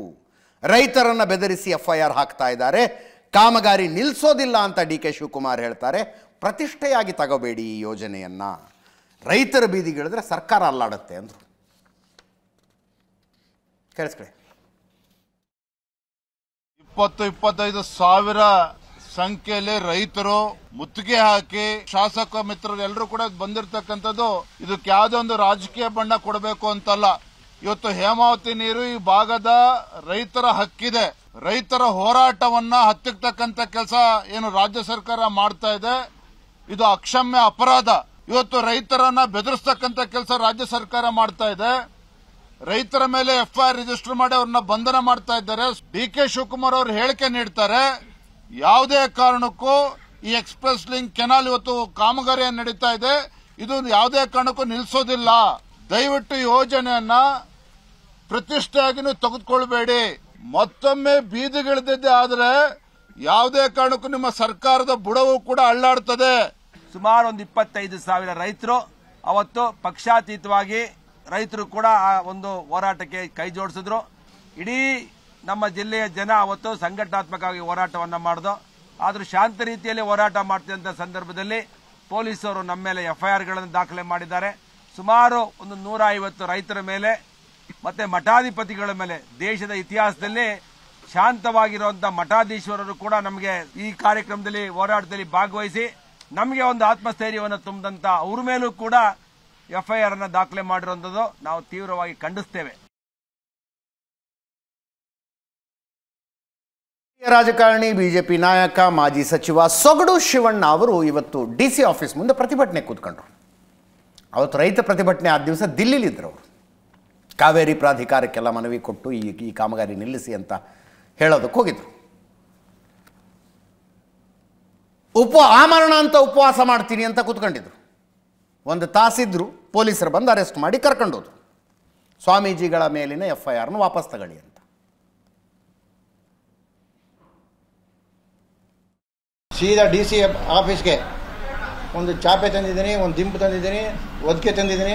ಅಲ್ಲೋಗಿ ಮಲಿಕೊಂತೀನಿ. ಆಮರಣಾಂತರ ಉಪವಾಸ ಸಾಯೋವರೆಗೂ ಅಲ್ಲೇ ಇರ್ತೀನಿ, ಎಲ್ಲೂ ಹೋಗಲ್ಲ. ಯಾರು ಕೊಡ್ಲಿ ಬಿಡ್ಲಿ, ಏನು ಅವ್ರೆ ಪ್ರಜಾಪ್ರಭುತ್ವವಾಗಿ ಹೋರಾಟ ಮಾಡಿರ್ತಕ್ಕಂಥ ನಮ್ದು ಬ್ಲಡ್ ಅವ್ರೇನು ಕೊಡಬೇಕಾದ ಅವಶ್ಯಕತೆ ಇಲ್ಲ. ನಾನು ಅಲ್ಲೋಗಿ ಇವಾಗ ಮಲಿಕೊಂತೀನಿ. ಯಾರು ಬಂಧಿಸಲ್ಲ ಅಂತ ಅವನೊಬ್ಬ ಹೇಳಿ ಏನಕ್ಕೆ ಬಂಧಿಸ್ಬೇಕು? ಯಾಕೆ ಮಠಾಧೀಶರನ್ನ ಬಂಧಿಸೋದು ಒಂದೇ, ದೇವಸ್ಥಾನನ ಬೀಗ ಹಾಕೋದು ಒಂದೇ. ಕೆನಾಲ್ ನಿಲ್ಲಿಸ್ಬೇಕು, ತದನಂತರ ಜೊತೆಯೊಳಗೆ ಸ್ವಾಮಿಗಳ ಮೇಲೆ ಹಾಕಿರ್ತಕ್ಕಂಥ ಕೇಸ್ಗಳು, ಅಮಾಯಕರ ಮೇಲೆ ಹಾಕಿರ್ತಕ್ಕಂಥ ಕೇಸ್ಗಳನ್ನ ವಿತ್ಡ್ರಾ ಮಾಡ್ಕೋಬೇಕು. ಏನು ಹತ್ತಿಕ್ತಾರೆ ಅವ್ರು, ನನ್ನ ಹತ್ತಿಕ್ಕೋದು ಒಂದೇ, ಅವ್ರು ವಿಷ ಕೊಡಿ ಅಂತ ಕೊಡೋದು ಒಂದೇ. ನನಗೆ ನಮಗೆ ಕೊಟ್ಟಿರೋ ನೀರು ಯಾರೋ ಯಾವುದೇ ರಾಜಕೀಯ ಪಕ್ಷದವ್ರು ಕೊಟ್ಟಿರಲಿಲ್ಲ, ನಮಗೆ ಕೊಟ್ಟಿದ್ದು ಆ ಕಾಲದಾಗ ಟ್ರಿಬ್ಯುನಲ್ಲು. ಯಾವಾಗ ರಾಮಯ್ಯನವ್ರು ಇದ್ದರು ಮಹಾನ್ ಭಾವ, ಆಮೇಲೆ ನಮ್ಮ ಇವರಿದ್ದರು ಉಚ್ಚಮಾಸ್ತಿ ಗೌಡರಿದ್ದರು, ಹಾಗೆ ನಾವೆಲ್ಲ ಹೋರಾಟ ಮಾಡಿದೆ ಅವಾಗ ತಂದಿದ್ದು. ಆ ನೀರನ್ನ ತಗೊಂಡೋಗ್ಬಿಟ್ಟು ಇವಾಗ ರಾಮನಗರ ಜಿಲ್ಲೆಗೆ ತಗೊಂಡೋಗ್ತೀನಿ, ಮಾಗಡಿ ತಗೊಂಡೋಗ್ತೀನಿ ಅಂದರೆ ಅರ್ಥ ಎಂಥದ್ದು. ಇವಾಗ ಉದಾಹರಣೆಗೆ ಅವ್ರಿಗೇನ ಮಾನ ಮರ್ಯಾದೆ ಇದ್ದಿದ್ರೆ ಕುಣಗಲ್ ಹೆಸರು ಹೇಳ್ತಾರಲ್ಲ, 90ನೇ ಕಿಲೋಮೀಟ್ರಿಂದ 120ನೇ ಕಿಲೋಮೀಟ್ರಿಗೆ ಯಾಕೆ ಕೆಲಸನೇ ಆಗಿಲ್ಲ? ಅಂಥದ್ರೊಳಗೆ ಲಿಂಕ್ ಕೆನಾಲ್ ತಗೊಂಡೋಗ್ತೀನಿ ಅಂತಂದ್ರೆ ಅರ್ಥ ಎಂಥದ್ದು? ದುಡ್ಡು ಮಾಡ. ಮುಂದಿನ ಸುದ್ದಿಗೆ ಹೋಗೋಣ. ದಕ್ಷಿಣ ಕನ್ನಡದ ಸುದ್ದಿ. ಸರಣಿ ಹತ್ಯೆಗಳ ಕಾರಣಕ್ಕಾಗಿ ದಕ್ಷಿಣ ಕನ್ನಡ ಹೊತ್ಕೊಂಡು ಉರಿಯೋ ಹಾಗಾಗಿದೆ. ಈಗ ಪೊಲೀಸರೇನೋ ಇಮ್ಮಿಡಿಯೇಟಾಗಿ ಆ್ಯಕ್ಷನ್ ತಗೊಂಡು ಎಲ್ಲ ಇಂಥದ್ದನ್ನೆಲ್ಲ ನಿಲ್ಲಿಸ್ಬಿಡ್ತೀವಿ ಅಂತ ಹೊರಟಿದ್ದಾರೆ. 36 ಜನರ ಗಡೀಪಾರಿಗೆ ಚಿಂತನೆ ನಡೀತಾ ಇದೆ. ಇದು ಆದೇಶ ಅಲ್ಲ, ಚಿಂತನೆ. 36 ಜನರ ಲಿಸ್ಟು ನಮ್ಮ ಕೈಗೆ ಇತ್ತು, ತೋರಿಸಿದ್ವಿ ನೆನ್ನೆ ಅದನ್ನು. ಅದರಲ್ಲಿ 21 ಜನ ಹಿಂದೂ ಸಂಘಟನೆಗಳವರಿದ್ದಾರೆ, 15 ಜನ ಮುಸ್ಲಿಂ ಸಂಘಟನೆಗಳವರಿದ್ದಾರೆ. ಅರುಣ್ ಪುತ್ತಿಲ, ಮಹೇಶ್ ಶೆಟ್ಟಿ ತಿಮುರೋಡಿ, ಭರತ್ ಕುಂಡೇಲು, ಲತೇಶ್ ಗುಂಡ್ಯಾ ಸೇರಿದಂತೆ 21 ಜನ ಹಿಂದೂ ಸಮಾಜದ ನಾಯಕರುಗಳಿದ್ದಾರೆ. ಅದರಲ್ಲಿ ಮಂಗಳೂರಿನ ಸಹಾಯಕ ಆಯುಕ್ತರು ನೋಟಿಸ್ ಕೊಟ್ಟಿದ್ದಾರೆ, ಈ 36 ಜನರನ್ನು ಗಡೀಪಾರು ಮಾಡಬೇಕು ಅಂತ. ಇವತ್ತು BJP ಆಫೀಸ್ನಲ್ಲಿ ಇದರ ಬಗ್ಗೆ ಚರ್ಚೆ ಮಾಡೋದಕ್ಕೊಂದು ಸಭೆ ಇತ್ತು. BJP ಜಿಲ್ಲಾಧ್ಯಕ್ಷ ಸತೀಶ್ ಕುಂಪಲಾ ನೇತೃತ್ವದಲ್ಲಿ ಸಭೆ. ಅದಾದ ಮೇಲೆ ಒಂದು ನಿಯೋಗ ಹೋಗಿ SP ಕಮಿಷನರ್ನ ಭೇಟಿಯಾದರು. ಹಿಂದೂ ನಾಯಕರುಗಳನ್ನು ಟಾರ್ಗೆಟ್ ಮಾಡ್ತಾ ಇದ್ದೀರಿ, ಇದನ್ನು ಮಾಡಬಾರ್ದು ಅಂತ, ಕಾರ್ಯಕರ್ತರಿಗೆ ಕಿರುಕುಳ ಕೊಡಬೇಡಿ ಅಂತ ಮನವಿ. ಅದರ ಜೊತೆಗೆ ಈ ಕೊಲೆಗಳು ಯಾಕೆ ಆಗ್ತಾ ಇದ್ದಾವೆ, ಇವುಗಳನ್ನು ತಡೆಯೋದಕ್ಕೆ ಏನು ಮಾಡಬೇಕು, SP ಗೆ ಒಂದಷ್ಟು ಸಲಹೆಗಳನ್ನು ಕೊಟ್ಟರು. ಭರತ್ ಶೆಟ್ಟಿ ಇದ್ದರು, ಹರೀಶ್ ಪೂಂಜಾ, ರಾಜೇಶ್ ನಾಯಕ, ಉಮಾನಾಥ್ ಕೊಟ್ಯಾನ್, ಭಾಗೀರಥಿ ಮುರುಳ್ಯ, ವೇದವ್ಯಾಸ್ ಕಾಮತ್, ಕಿಶೋರ್ ಕುಮಾರ್ MLC ಎಲ್ಲರೂ ಇದ್ದರು. ಭರತ್ ಶೆಟ್ಟರ್ ಮಾತಾಡಿದ್ದಾರೆ, BJP ಶಾಸಕರು. ಕಾಂಗ್ರೆಸ್ನ ನಾಯಕರುಗಳು ಹಿಂದಿಂದ ಸಹ ಪೊಲೀಸ್ ಸ್ಟೇಷನ್ಗಳನ್ನು ಕಾಂಗ್ರೆಸ್ ಕಚೇರಿಯ ರೀತಿಯಲ್ಲಿ ಬಳಸ್ಕೊಳ್ತಿದ್ರು. ಅದಕ್ಕೆ ಕಡಿವಾಣ ಹಾಕಬೇಕು. ಯಾವುದೇ ರಾಜಕೀಯ ಹಸ್ತಕ್ಷೇಪ ಇಲ್ಲದೆ ಎಲ್ಲ ಇನ್ವೆಸ್ಟಿಗೇಷನ್ ನಡಿಬೇಕೆಂಬ ನಮ್ಮ ಕೋರಿಕೆ ಅಂತ ಇಟ್ಟಿದ್ದೇವೆ. ನಂಬರ್ 2 ಬಿಸ್ನೆಸ್ಗಳಿರ್ಬೋದು, ನಮ್ಮ ಗೋಹತ್ಯೆ ಇರ್ಬೋದು, ಗೋ ಕಳ್ಳ ಸಾಗಾಣಿಕೆ ಇರ್ಬೋದು, ಲವ್ ಜಿಹಾದ್ ಇರ್ಬೋದು, ಡ್ರಗ್ಸ್ ಇರ್ಬೋದು, ಎಲ್ಲ ಉಳಿದೆಲ್ಲ ನಂಬರ್ 2 ಬಿಸ್ನೆಸ್ಗಳಿಗೆ ಕಡಿವಾಣ ಹಾಕಬೇಕು ಅನ್ನುವಂಥ ನಮ್ಮ ಕೋರಿಕೆ ಅಂತ ಅವ್ರ ಮುಂದೆ ಇಟ್ಟಿದ್ದೇವೆ. ಅವರು ಸಕಾರಾತ್ಮಕವಾದ ಪ್ರತಿಕ್ರಿಯೆಯನ್ನು ಕೊಟ್ಟಿದ್ದಾರೆ. ಇದನ್ನು ರಾಜಕೀಯ ಅಸ್ತ್ರವನ್ನಾಗಿ ಬಳಸಿಕೊಂಡು ಯಾರು ಏನು ಮಾತಾಡಿದ್ರು ಸಹ ಅವ್ರ ಮೇಲೆ ಸುಮ್ಮನೆ ಸುಳ್ಳು ಕೇಸ್ ಹಾಕುವುದನ್ನು ನಾವು ಒಪ್ಕೊಳ್ಳಿಕ್ಕೆ ಸಾಧ್ಯ ಇಲ್ಲ. ಡಾಕ್ಟರ್ ಪ್ರಭಾಕರ್ ಭಟ್ರು ಹಿರಿಯರ ಮೇಲೆ ಏನು ಕೇಸನ್ನು ಇವರು ಹಾಕಿದ್ದಾರೆ, ಇದನ್ನು ಹಾಕಲಿಕ್ಕೆ ಬಹುಶಃ ಒಂದು 20 ದಿನಗಳ ಹಿಂದಿಂದ ಇವರು ತಯಾರಿಗಳನ್ನು ಮಾಡ್ತಾ ಇದ್ರು. ಫೈಲ್ ಬಿಲ್ಡಪ್ ಅನ್ನು ಮಾಡಿ ಲೀಗಲ್ ಒಪಿನಿಯನ್ ಅದು ಇದೆಲ್ಲ ಮಾಡಿಕೊಂಡು ಅವರು ಕೇಸ್ ಹಾಕುವಂಥ ಪ್ರಯತ್ನ ಮಾಡಿದ್ದಾರೆ. ಹೈಕೋರ್ಟ್ ಅದಕ್ಕೆ ತಡೆಯಾಜ್ಞೆ ಸಿಕ್ಕಿದೆ, ನಾವು ಅದನ್ನು ಸ್ವಾಗತಿಸ್ತೇವೆ. ತಡಿಪಾರ್ ಏನು ಮಾಡಿದ್ದಾರೆ, ಇದು ಕಾಂಗ್ರೆಸ್ನ ನಾಯಕರುಗಳು, ಕಾಂಗ್ರೆಸ್ನ ಮಂತ್ರಿಗಳಿರ್ಬೋದು, ಅವರೆಲ್ಲ ಕುಳಿತುಕೊಂಡು ಡಿಸ್ಕಷನ್ ಮಾಡಿದ ಲಿಸ್ಟ್ ಆಗಿದೆ. ಯಾಕಂದರೆ ಒಂದು ತಡಿಪಾರ್ ಮಾಡಬೇಕಾದ್ರೆ ಫೈಲನ್ನು ನೀವು ಪುಟಪ್ ಮಾಡಬೇಕು, ಪ್ರತಿಯೊಬ್ಬನ ಫೈಲ್ ರೆಡಿ ಆಗಬೇಕು. ಪ್ರತಿಯೊಬ್ಬನ ಫೈಲ್ ರೆಡಿ ಮಾಡಬೇಕಿದ್ರೆ ಇವರೊಂದು 2 ತಿಂಗಳ ಹಿಂದಿಂದನೇ ಇದೆಲ್ಲ ಸ್ಟಾರ್ಟ್ ಆಗಿದೆ ಕೆಲಸ. ಆ 36 ಜನರ ಲಿಸ್ಟ್ನಲ್ಲಿ ಅರುಣ್ ಪುತ್ತಿಲ ಅವರು ಇದ್ದರು. ಇಲ್ಲಿ ಗಡೀಪಾರ್ ಅಂದರೆ ನೀವು ದಕ್ಷಿಣ ಕನ್ನಡ ಜಿಲ್ಲೆಯಿಂದ ಹೊರಗೆ ಹೋಗಬೇಕು ಅಂತಲ್ಲ, ಯಾವ ಜಿಲ್ಲೆ ಯಾವ ತಾಲೂಕಿನಲ್ಲಿ ಇರಬೇಕು ಅನ್ನೋದು ಕೂಡ ಇದೆ ಈ ಗಡೀಪಾರ್ನಲ್ಲಿ. ಅರುಣ್ ಪುತ್ತಿಲ ಕಲಬುರಗಿ ಜಿಲ್ಲೆ ಶಹಬಾದ್ ಪೊಲೀಸ್ ಸ್ಟೇಷನ್ ಲಿಮಿಟ್ಸ್ನಲ್ಲಿ ಇರ್ಬೇಕಂತೆ, ಅಲ್ಲಿರ್ಬೇಕು, ನೀವು ಅಲ್ಲಿಂದ ಬರಬೇಡಿ ಅಂತ. ಇನ್ನೊಂದು ನೋಟಿಸ್ ಕೊಟ್ಟಿದ್ದಾರೆ. ಫಸ್ಟ್ ನೋಟಿಸ್ ಬಂದಾಗ ಅವ್ರು ಹೇಳಿದ್ರು ನಾನು ಯಾವ ಕಾರಣಕ್ಕೂ ತಗೊಳ್ಳೋದಿಲ್ಲ ಆ ನೋಟಿಸನ್ನು ಅಂತ. ಯಾವ ಕಾರಣಕ್ಕೂ ಆ ನೋಟಿಸ್ ತಗೊಳ್ಳೋದಿಲ್ಲ ಅಂದರೆ ಈಗ ಇನ್ನೊಂದು ನೋಟಿಸ್ ಕೊಟ್ಟಿದ್ದಾರೆ, ನೋಡ್ತಾ ಇದ್ದಾರೆ ನೋಟಿಸ್ ಕಾಪಿಯನ್ನು.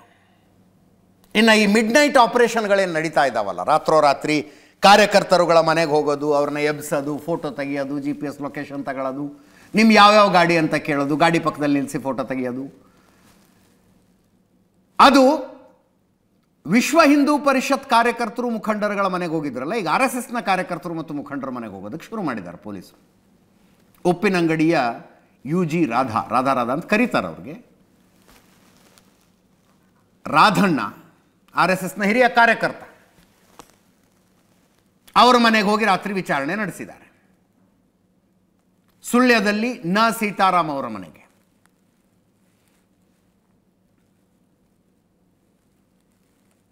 ಮೂರನೇ ತಾರೀಕು ಮಧ್ಯರಾತ್ರಿ 12 ಗಂಟೆಗೆ ಪೊಲೀಸರು ಹೋಗಿದ್ದಾರೆ. ಸೇಮ್ ಪ್ರಾಸೆಸ್, ಫೋಟೋ ತೆಗೆಯೋದು, ಅವ್ರು ನಿಲ್ಲಿಸಿ GPS ಲೊಕೇಶನ್ ಹಾಕೋದು. ಅವರ ಮನೆಯ CC ಕ್ಯಾಮ್ರಾದಲ್ಲಿ ದೃಶ್ಯ ಸಿಕ್ಕಿದೆ. ಇನ್ನು ಸುಳ್ಯದಲ್ಲಿ RSS ಪ್ರಾಂತ್ಯ ಸಹಸೇವಾ ಪ್ರಮುಖ ಸೀತಾರಾಮ್ ನಿನ್ನೆ ಸೀತಾರಾಮ್ ಮನೆಗೆ ಹೋಗಿದ್ದಾರೆ. ಬೇರೆ ಬೇರೆ RSS ಮುಖಂಡರುಗಳ ಮನೆಗೆ ಪೊಲೀಸರು ಹೋಗ್ತಾ ಇದ್ದಾರೆ. ಈ ಮಧ್ಯೆ ಕೇಂದ್ರ ಸಚಿವೆ ಶೋಭಾ ಕರಂದ್ಲಾಜೆ ಪೊಲೀಸ್ ಇಲಾಖೆ ಹಿಂದೂ ನಾಯಕರುಗಳನ್ನು, ಹಿಂದೂ ಕಾರ್ಯಕರ್ತರನ್ನು ಟಾರ್ಗೆಟ್ ಮಾಡ್ತಾ ಇದೆ ಅಂತ NHRC ಕಂಪ್ಲೇಂಟ್ ಕೊಟ್ಟಿದ್ದಾರೆ ರಾಷ್ಟ್ರೀಯ ಮಾನವ ಹಕ್ಕುಗಳ ಆಯೋಗಕ್ಕೆ. ಕರ್ನಾಟಕ ಪೊಲೀಸ್ ದೂರು ಪ್ರಾಧಿಕಾರ ಅಂತ ಒಂದಿದೆ, ಅದಕ್ಕೂ ಕಂಪ್ಲೇಂಟ್ ಕೊಟ್ಟಿದ್ದಾರೆ. ದಕ್ಷಿಣ ಕನ್ನಡ SP ಡಾಕ್ಟರ್ ಅರುಣ್ ಮತ್ತು ಇತರರ ವಿರುದ್ಧ ಕ್ರಮ ಕೈಗೊಳ್ಳಿ, ಮಾನವ ಹಕ್ಕುಗಳ ಉಲ್ಲಂಘನೆ ಮಾಡ್ತಾ ಇದ್ದಾರೆ ಅಂತ. ರಾಜಕೀಯ ಒತ್ತಡದಿಂದ ಪೊಲೀಸರು ಕೆಲಸ ಮಾಡ್ತಾ ಇದ್ದಾರೆ. ಹಿಂದೂ ಕಾರ್ಯಕರ್ತರನ್ನು ಗುರಿಯಾಗಿಸಿಕೊಂಡು ತೊಂದರೆ ಕೊಡ್ತಾ ಇದ್ದಾರೆ. ರಾತ್ರಿ ಹೊತ್ತು ಅವರ ಮನೆಗೆ ಹೋಗಿ ಕಿರುಕುಳ ಕೊಡ್ತಾ ಇದ್ದಾರೆ, ಫೋಟೋ ತೆಗಿತಾರೆ, GPS ಸ್ಥಳಾಂಕಗಳನ್ನು ಗುರುತಿಸ್ತಾ ಇದ್ದಾರೆ. ವಾರಂಟ್ ಇಲ್ಲದೆ, ನ್ಯಾಯಸಮ್ಮತವಾದ ಕಾರಣವಿಲ್ಲದೆ ಇದೆಲ್ಲ ನಡೀತಾ ಇದೆ. ಈ ರೀತಿಯ ಕ್ರಮಕ್ಕೆ ಸಂವಿಧಾನದ ಅಡಿಯಲ್ಲಿ ಅವಕಾಶ ಇಲ್ಲ. ಆರ್ಟಿಕಲ್ 21ರ ಅಡಿಯಲ್ಲಿ ಜೀವಿತದ ಹಕ್ಕು ಹಾಗೂ ಗೌಪ್ಯತೆಯ ಹಕ್ಕು ಇದೆ. ಆರ್ಟಿಕಲ್ 14ರ ಅಡಿಯಲ್ಲಿ ಸಮಾನತೆಯ ಹಕ್ಕುಗಳಿದೆ. ಇವೆಲ್ಲವುಗಳ ಉಲ್ಲಂಘನೆ ಆಗ್ತಾ ಇದೆ ದಕ್ಷಿಣ ಕನ್ನಡದಲ್ಲಿ. ಮಂಗಳೂರಿನಲ್ಲಿ ಅಧಿಕಾರಿಗಳ ಬದಲಾವಣೆಯ ನಂತರ ಇದೆಲ್ಲ ಶುರುವಾಗಿರೋದು. ಹಿಂದೂ ಸಮುದಾಯದ ಸದಸ್ಯರನ್ನು ಗುರಿಯಾಗಿಸಿಕೊಳ್ಳಲಾಗಿದೆ. ಯಾವುದೇ ಅಪರಾಧಿಕ ಹಿನ್ನೆಲೆ ಇಲ್ಲದೆ ಇರೋರಿಗೆ ಕಿರುಕುಳ ಕೊಡ್ತಾ ಇದ್ದಾರೆ. ಪೊಲೀಸ್ ವ್ಯವಸ್ಥೆಯನ್ನು ಪ್ರತೀಕಾರದ ಅಸ್ತ್ರವಾಗಿ ಬಳಕೆ ಮಾಡಲಾಗ್ತಾ ಇದೆ ಅನ್ನುವ ಆತಂಕ ಆಗ್ತಾ ಇದೆ. ಕಾನೂನು ವಿರೋಧಿ ಕ್ರಿಯೆಗಳನ್ನು ತಡೆಗಟ್ಟುವುದಕ್ಕೆ ತುರ್ತಾಗಿ ಕ್ರಮ ಕೈಗೊಳ್ಳಬೇಕು ಅಂತ ಶೋಭಾ ಕರಂದ್ಲಾಜೆ ಅವರ ಪತ್ರ ಇದು NHRCಗೆ ಮತ್ತು ಪೊಲೀಸ್ ದೂರು ಪ್ರಾಧಿಕಾರಕ್ಕೆ. ಈ ಮಧ್ಯದಲ್ಲಿ 36 ಜನರನ್ನೇನು ಗಡೀಪಾರು ಮಾಡಬೇಕು ಅಂತ ಪೊಲೀಸರು ಒಂದು ಲಿಸ್ಟ್ ಮಾಡಿದಾರಲ್ಲ, ಅದರಲ್ಲಿ 21 ಹಿಂದೂ ಕಾರ್ಯಕರ್ತರಿದ್ದಾರೆ, 15 ಜನ ಮುಸ್ಲಿಂ ಕಾರ್ಯಕರ್ತರಿದ್ದಾರೆ. ಮುಸ್ಲಿಂ ಕಾರ್ಯಕರ್ತ ಹಕೀಮ್ ಕೂರ್ನಡ್ಕ ಅಲಿಗೇಷನ್ ಮಾಡೋದು ಅವರದ್ದೇ ಪಕ್ಷದ ಶಾಸಕರ ವಿರುದ್ಧ. ಪುತ್ತೂರಿನ ಶಾಸಕ ಅಶೋಕ್ ರೈ ಬೇಕು ಅಂತಾನೆ ನನ್ನ ಹೆಸರು ಹಾಕ್ಸಿದ್ದಾರೆ ಈ ಲಿಸ್ಟ್ನಲ್ಲಿ ಅಂತ. ಅಶೋಕ್ ರೈ ಪುತ್ತೂರಿನ ಕಾಂಗ್ರೆಸ್ ಶಾಸಕರು, ಅವರು ದುರುದ್ದೇಶಪೂರ್ವಕವಾಗಿ ಈ ಲಿಸ್ಟ್ನಲ್ಲಿ ನನ್ನ ಹೆಸರು ಹಾಕ್ಸಿದ್ದಾರೆ ಅಂತ. ರೈ ವಿರುದ್ಧ ಮಾತನಾಡಿದರೆ ಗಡೀಪಾರು ಮಾಡಬೇಕಾಗುತ್ತೆ ಅಂತ ಪೊಲೀಸರು ನನಗೆ ಮೊದಲೇ ಹೇಳಿದ್ರು. ನನಗೆ ನೋಟಿಸ್ ಕೊಟ್ಟಿದ್ದರ ಹಿಂದೆ ಅಶೋಕ್ ರೈ ಕೈವಾಡ ಇದೆ. ಮುಸಲ್ಮಾನರ ಮತದಿಂದ ಗೆದ್ದು ಅವರು ನಮಗೆ ಮೋಸ ಮಾಡಿದ್ರು. ಹತ್ಯೆಯಾದ ರಹೀಂ ಕುಟುಂಬಸ್ಥರಿಗೆ ಸಾಂತ್ವನ ಹೇಳಿಲ್ಲ. ಸಾಂತ್ವನ ಹೇಳೋದಕ್ಕೆ ಹೋದರೆ ಹಿಂದೂ ಓಟ್ ಸಿಗೋದಿಲ್ಲ ಅನ್ನೋ ಭಯ ಇದೆ ಅವರಿಗೆ. ರೈ ಅವರೇ, ನನ್ನ ಬೆವರಿನಿಂದ ನೀವು ಶಾಸಕರಾಗಿದ್ದೀರಿ. ಮುಂದಿನ ಸಲ ನಿಮ್ಮನ್ನು ಮಾಜಿ ಶಾಸಕನನ್ನಾಗಿ ಮಾಡ್ತೇನೆ. ಪಂಚಾಯತ್ ಚುನಾವಣೆಯಲ್ಲಿ ನಿಂತರೂ ಸೋಲಿಸ್ತೇನೆ. ಹಕೀಂ ಗಡೀಪಾರಿಗೂ ಮೊದಲು ರೈ ಗಡೀಪಾರು ಮಾಡಬೇಕು. ರೈ ಜೊತೆಗಿರುವ ಹತ್ಯೆ ಆರೋಪಿಗಳ ಗಡೀಪಾರು ಯಾಕಾಗಿಲ್ಲ? ಜಲೀಲ್ ಕರೋಪಾಡಿ ಕೊಲೆ ಪ್ರಕರಣದ ಆರೋಪಿಗಳು ಪ್ರಜ್ವಲ್ ರೈ, ದೀಕ್ಷಿತ್ ರೈ ಅವ್ರನ್ನು ಗಡೀಪಾರು ಮಾಡಲಿ. ಅವ್ರನ್ನ ಬಿಟ್ಟು ನನ್ನ ಯಾಕೆ ಮಾಡ್ತಾ ಇದ್ದೀರಿ ಅಂತ ಕೇಳಿಸ್ಕೊಳ್ಳಿ. ನನಗೆ ನಿನ್ನೆ ಪೊಲೀಸ್ ಒಬ್ಬರು ಫೋನ್ ಮಾಡಿ ಕೇಳ್ತಾರೆ, ನೀವು ಎಲ್ಲಿದ್ದೀರಿ ಹಕೀಮ್ ಅವರು ಅಂತೇಳಿ. ನಾನು ಪುತ್ತೂರು ಕೋರ್ಟ್ ಹತ್ರ ಇದ್ದೇನೆ ಅಂತ ಹೇಳಿದೆ. ಯಾಕೆ ಅಂತ ಕೇಳುವಾಗ ಒಂದು ನೋಟಿಸ್ ಇದೆ ಅಂತ ಹೇಳಿದರು. ಆಯಿತು ತನ್ನಿ ಅಂತ ಹೇಳಿದೆ. ನೋಟಿಸನ್ನು ಓದಿ ನೋಡುವಾಗ AC ಅವರು ಕಳಿಸಿದ ನೋಟಿಸ್. ಅದರಲ್ಲಿ ಇರುವುದೇನು, ನಿಮ್ಮನ್ನು ಯಾಕೆ ಗಡೀಪಾರು ಮಾಡಬಾರದು ಅಂತೇಳಿದೆ. ನಾನು ಆ ಪತ್ರವನ್ನು ಓದಿದಾಗ ಪತ್ರದಲ್ಲಿ ಇರುವುದೇನು, ನನ್ನ ಮೇಲೆ 9 ಕೇಸ್ ಇದೆ ಅಂತೇಳಿ ಪುತ್ತೂರು ಪೊಲೀಸಿನವರು ಸುಳ್ಳು AC ಅವರಿಗೆ ಮಾಹಿತಿ ಕೊಟ್ಟಿದ್ದಾರೆ. ಸುಳ್ಳು. ಶಾಸಕರ ಒತ್ತಡದ ಮೇರೆಗೆ ನಿರಂತರ 4 ತಿಂಗಳಿಂದ ಪುತ್ತೂರು ಶಾಸಕರು ಹಕೀಮ್ ಕೂರ್ನಡ್ಕನ್ನು ನೀವು ಗಡೀಪಾರು ಮಾಡಬೇಕಂತೇಳಿ ಇದೇ ಪುತ್ತೂರು ಪೊಲೀಸ್ ಠಾಣೆಗೆ ಖುದ್ದು ನನ್ನ ಹತ್ರ ಪುತ್ತೂರು ಇನ್ಸ್ಪೆಕ್ಟರ್ ಈಗ ಇರುವಂಥ ಪುತ್ತೂರು ಇನ್ಸ್ಪೆಕ್ಟರ್ ಹೇಳಿದ್ದಾರೆ, ನೀವು ಶಾಸಕರ ಬಗ್ಗೆ ಮಾತನಾಡಬಾರದು, ಇನ್ನು ಮುಂದಕ್ಕೆ ಪುತ್ತೂರು ಶಾಸಕರ ಬಗ್ಗೆ ಮಾತನಾಡಬಾರದು, ನೀವು ಸರ್ಕಾರದ ತಪ್ಪುಗಳನ್ನು ಮಾತನಾಡಿದರೆ ನಿಮ್ಮನ್ನು ಮತ್ತೊಮ್ಮೆ ಗಡೀಪಾರು ಮಾಡಿಸ್ತೇವೆ ಅಂತೇಳಿ ಇದೇ ಪುತ್ತೂರು ಇನ್ಸ್ಪೆಕ್ಟರ್ ಮೊನ್ನೆ ಹೇಳಿದ್ದಾರೆ. ನಾನು 4 ತಿಂಗಳ ಹಿಂದೆ ವಿಡಿಯೋದಲ್ಲಿ ಹೇಳಿದ್ದೇನೆ, ಈ ನನ್ನನ್ನು ಗಡೀಪಾರು ಮಾಡಲಿಕ್ಕೆ ಕುತಂತ್ರ ಮಾಡ್ತಾ ಇದ್ದಾರೆ ಪುತ್ತೂರು MLA ಅಂತೇಳಿ. ನನ್ನಂಥವರನ್ನು ಗಡೀಪಾರು ಮಾಡಬೇಕಾಗಿದೆ ಅಲ್ಲ. ಇಲ್ಲಿ ಕೋಮು ಗಲಭೆ ಪ್ರಚೋದನೆ ಕೊಡುವಂಥವರು, ಕೊಲೆ ಮಾಡುವಂಥವರು, 3 ನೋಟಿಸನ್ನು ಕೇಸ್ ಇದ್ದಂಥವರನ್ನು ಗಡೀಪಾರು ಮಾಡಬೇಕಾಗಿದೆ. ಇದೇ ಪುತ್ತೂರು ಶಾಸಕ ಅಶೋಕ್ ರೈ ಒಟ್ಟಿಗೆ ಇರುವವರು ಯಾರು? ಪ್ರಜ್ವಲ್ ರೈ, ದೀಚ್ ರೈ, ಬೇರೆ ಈ ಇತ್ತೀಚೆಗೆ ಅಂದರೆ ನಗರಸಭೆ ಅಧ್ಯಕ್ಷರನ್ನು ನಿಂದನೆ ಮಾಡಿದಂಥ 3 ನೋಟಿಸನ್ನು ಕೇಸ್ ಇದ್ದಂಥ ವ್ಯಕ್ತಿಗಳನ್ನು ಗಡೀಪಾರು ಮಾಡೋದು ಬಿಟ್ಟು ಶಾಸಕರ ತಪ್ಪುಗಳನ್ನು ಎತ್ತಿ ತೋರಿಸಿದಂಥ ವ್ಯಕ್ತಿಯನ್ನು ಗಡೀಪಾರು ಮಾಡೋದಾದರೆ ಇದು ಯಾವ ನ್ಯಾಯ? ನಾವು ಯಾವುದೇ ಒಂದು ಹಕೀಮು ಲೋಕಲ್ ಕಾಂಗ್ರೆಸ್ ಲೀಡ್ರೇ. ವಿಧಾನಸಭಾ ಎಲೆಕ್ಷನ್ ಫುಲ್ ಜೋರಾಗಿ ಓಡಾಡಿ ಅಶೋಕ್ ರೈ ಪರವಾಗಿ ಪ್ರಚಾರ ಮಾಡಿದ್ರು. ಗೆದ್ದ ಮೇಲೆ ಅಶೋಕ್ ರೈ ಸೈಡ್ ಲೈನ್ ಮಾಡಿದ್ರು ಅಂತ ಸಿಟ್ಟು. ಅದಕ್ಕೆ ದಿನಾ ಫೇಸ್ಬುಕ್ನಲ್ಲಿ ಬರೋದಂತೆ, ಲೈವ್ನಲ್ಲಿ ಬೈಯೋದಂತೆ ಶಾಸಕರನ್ನು. ಆ ಕಾರಣಕ್ಕಾಗಿ ನನ್ನ ಮೇಲೆ ಈ ಕೇಸ್ ಹಾಕಲಾಗ್ತಾ ಇದೆ ಅಂತ ಗಡೀಪಾರು ಮಾಡ್ತಾ ಇದ್ದಾರೆ. ಒಂದು 10-12 ಕೇಸ್ ಇದ್ದಾವೆ ಈ ಮನುಷ್ಯನ ಮೇಲೆ. ಅಂದರೆ ಯಾವುದು ಗಂಭೀರವಾದ ಪ್ರಕರಣಗಳು ಅಂತಲ್ಲ, ಅದರಲ್ಲಿ ಗಂಭೀರವಾದದ್ದು ಯಾವುದೋ ಒಂದು ಹಲ್ಲೆ ಕೇಸ್ ಇದೆ. ರೌಡಿ ಶೀಟ್ರ್ ಓಪನ್ ಮಾಡಿದ್ದಾರೆ ಪೊಲೀಸರು. ಈಗ ಗಡೀಪಾರಿನ ಲಿಸ್ಟ್ನಲ್ಲಿ ಶಾಸಕರ ಒತ್ತಡದಿಂದ ನನ್ನ ಹೆಸರನ್ನು ಪೊಲೀಸರು ಸೇರಿಸಿದ್ದಾರೆ ಅಂತ ಅಲಿಗೇಷನ್.